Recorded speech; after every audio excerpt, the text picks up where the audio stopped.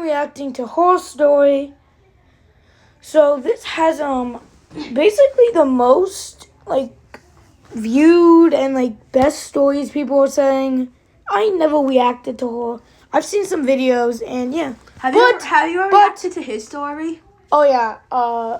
No. I will do his story after Horror Story when I post this video. So we have my best friend Jackson right here.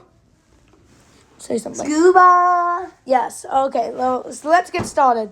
I came home from school and saw my little brother using my childhood pet hamster to clean up a water spill, dragging her body back and forth. I dropped my backpack and grabbed her out of his hands. What the hell is wrong with you? She's an animal, not a paper towel. My mom heard me scream, walked in, and asked what was going on. He's going to kill my hamster. She's old and fragile. My mom rolled her eyes. Your brother just plays rough. He can play with her whenever he wants. My brother looked at me and smiled. Yeah, I just like to play with her. I looked down. My hamster's gray hair was soaking wet. I knew this was only going to get worse, and I wasn't going to let my brother keep hurting her. So right after, I took my hamster's cage out of the living room, into my room, and locked the door. The next morning, I heard my brother crying and my mom banging on my door. I opened the door. My mom said, "Your brother's crying because you're being selfish and hiding the hamster from him. Put the cage back in the living room right now, but he's going to hurt it." Before I could finish my sentence, she barged into my room and took the cage out herself, placed it back in the living room. When I came home from school that day, my brother was in the living room tossing my hamster up in the air and catching her like a tennis ball, laughing every time she went up. I screamed at him to stop. He threw her up again and didn't try to grab her on purpose. I lunged and grabbed her an inch off the ground. I ran to my mom. He threw her in the air and dropped her. My brother was right behind me. I was just playing with her. My mom ignored me and told me to go to my room. That day, my hamster barely moved. I knew if he did one more thing, she would die from the stress. The next day after school, I saw that the cage was empty. I heard my brother laughing in the backyard. I knew immediately he was with my hamster and ran outside. He was holding her by the tail. She was limp. It's finally dead. I've been trying to do this all week. I grabbed her out of his hands and ran to my room. I started crying. She wasn't moving. Then I felt her body twitch. Her eyes opened and she stood upright. She was so stressed that she played dead as a defensive mechanism, and my brother believed it. I wiped my tears and went downstairs and lied to my mom. "Mom, my hamster is dead. I'll throw away her cage." I took the cage to my room and hid it in my closet. She's an unbothered queen now. I came home from school and saw I was feeding my two koi when the neighbor's kid reached over my fence and squeezed one in his fist. "Look, Mom, it's a toy fish." The koi gaped for air as its mate circled below, frantic. "He's not a toy. He can't breathe. Put him back." But his mom laughed from her lawn chair. "Let him play. He's having so much fun." I quickly pried the koi loose and lowered it back in, and the two pressed together. My fists clenched because my grandmother gave them to me before she passed, and I'd promised her I'd never let them apart. Then the kid smirked. "I'll prove it's a toy. Watch." He took off, but I knew he'd be back. The next morning, I saw him climb. I bought a parrot, and within 15 minutes, I was feeding my two koi when the neighbor's kid reached over my fence and squeezed one in his fist. "Look, Mom, it's a toy fish." The koi gaped for air as its mate circled below, frantic. "He's not a toy." "Relax, fish."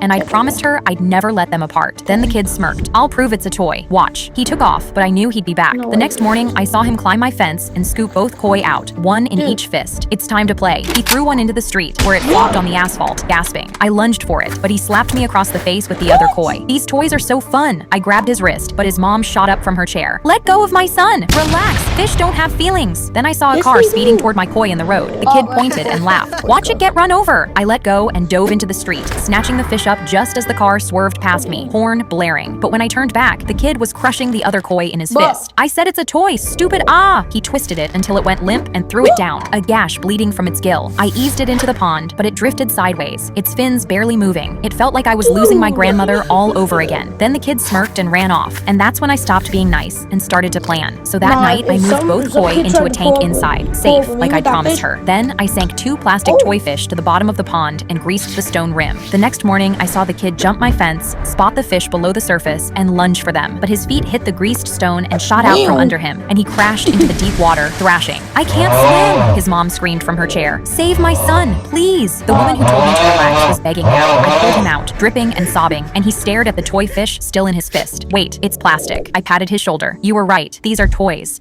I was feeding my two Wow. koi. I bought a parrot, and What? within 15 minutes, it had changed my life. I walked into a pet store and saw 3 parrots, $200, $150, and one for just $10. Why is that one only $10? The shopkeeper rubbed the back of his neck. He's secondhand. He used to live in an adults-only club, so he says some pretty weird stuff, if you know what I mean. The parrot tilted his head at me and called me mommy, so I laughed and immediately took it home, but he squawked the second I set his cage down. Ah, a new brothel. Then my daughter came home from school. Ah, a new worker. He squawked again. I was on the floor dying, but then my husband Bill came home from work. I immediately told him to check out at my new parrot, but then it flared its wings. Ah, Bill, haven't seen you in weeks. Which girl do you want today? My husband's face turned What? white, and slowly mine did too. My parrot had just exposed that my husband was cheating at adult clubs. I bought a parrot, and within 15 Dang, minutes, that parrot's good.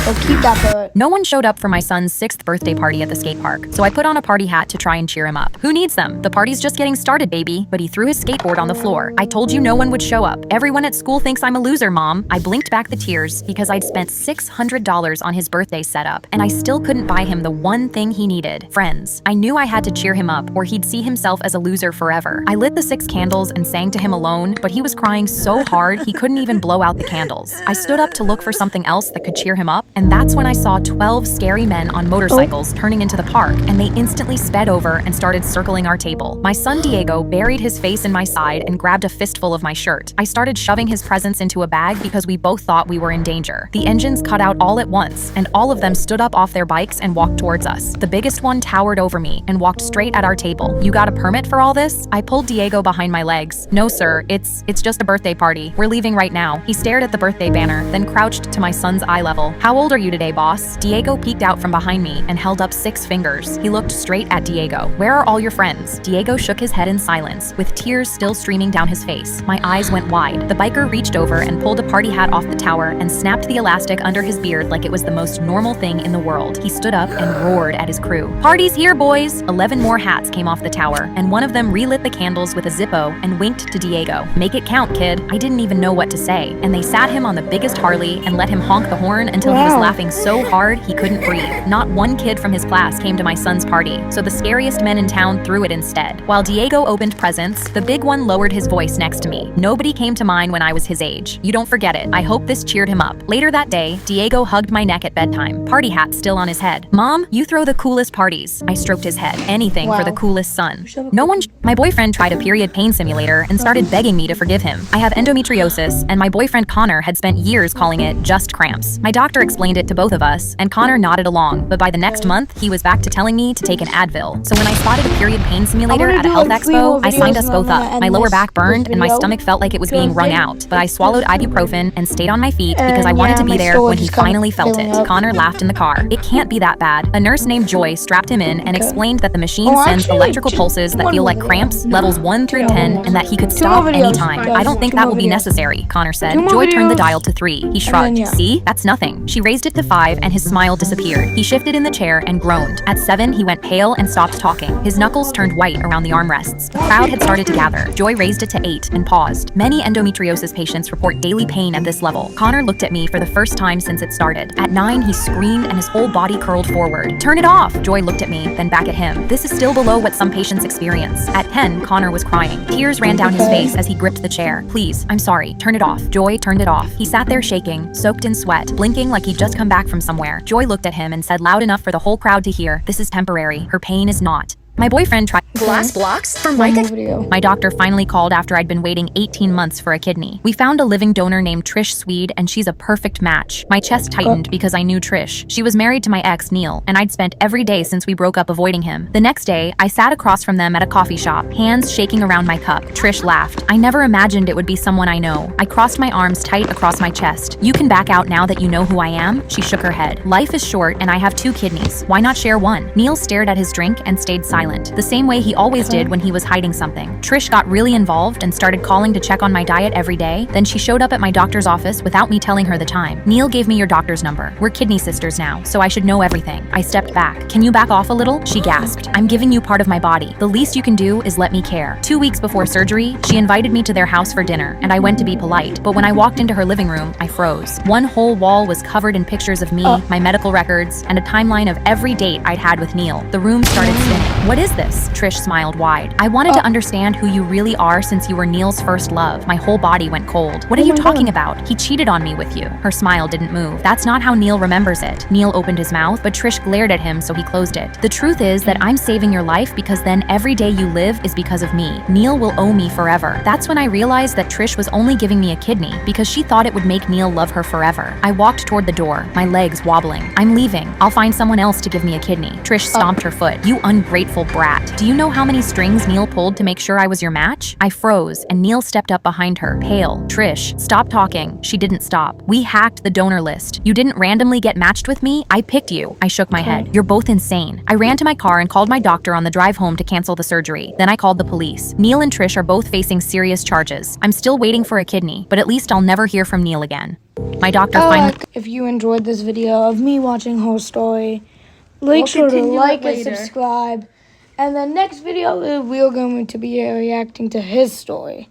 So if you enjoyed this video, make sure to like and subscribe and hit that notifications button for more other videos like this one.